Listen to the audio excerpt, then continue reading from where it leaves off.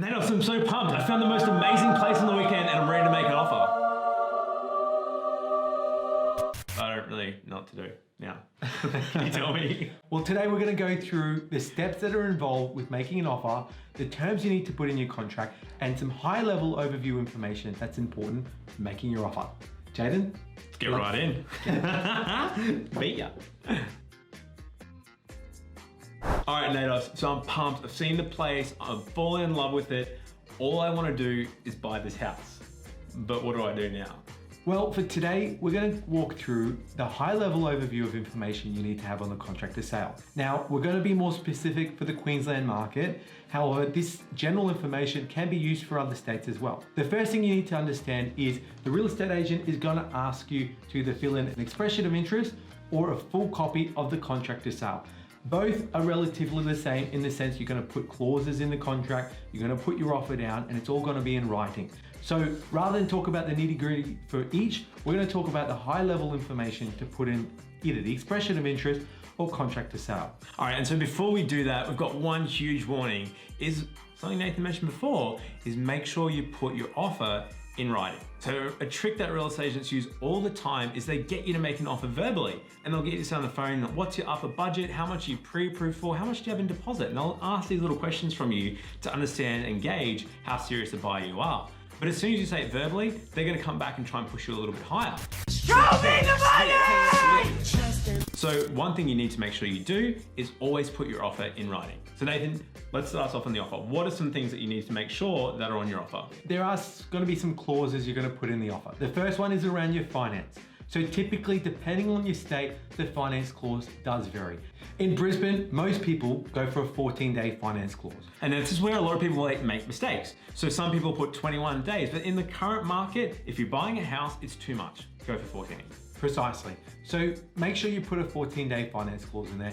All that it means is if you've got 14 days to sort your finances out, even if you're pre-approved, the bank will still need to value the property and make sure they're happy to approve your finances. So be sure to include a finance clause. The second is your building and pest clause.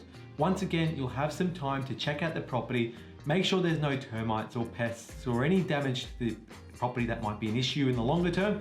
Typically, we see that as a 7-day clause.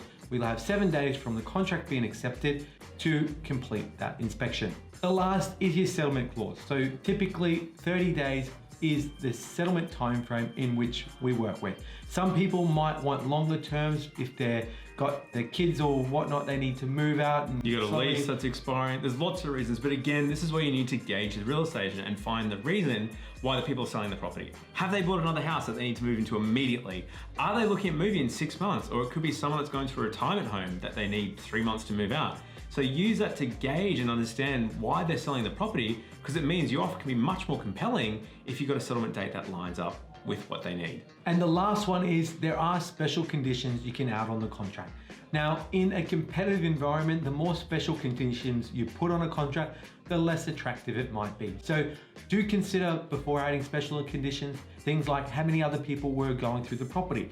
Is there likely to be other people making another offer on this property at the same time?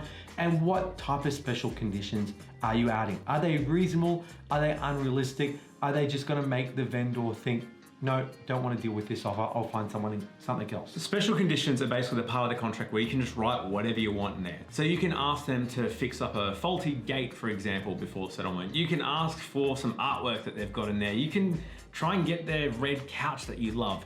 But like Nathan said, the more special conditions you put in there, potentially the less appealing your offer is going to be. So again, just gauge that and try and understand if it's a good idea putting them in, or if you can go down to Vinnie's and get a cheap red couch. All right, so got one last bonus tip when making your offer. And this is really important. It's something that people forget about, is that when you make your offer, make sure you use your full legal name. So it includes middle names. If you're like my wife that has 2 middle names, make sure you include them, write it correctly, because that name that goes on the contract to sale is the one that ends up getting stamped on the title. So it needs to be exact. It needs to match your ID and your driver's license. If it doesn't, it can cause massive issues later. So that's it for today, guys. I hope you enjoyed the video. Please feel free to hit us at huntergalloway.com.au if you have any questions. And as always, thanks for watching.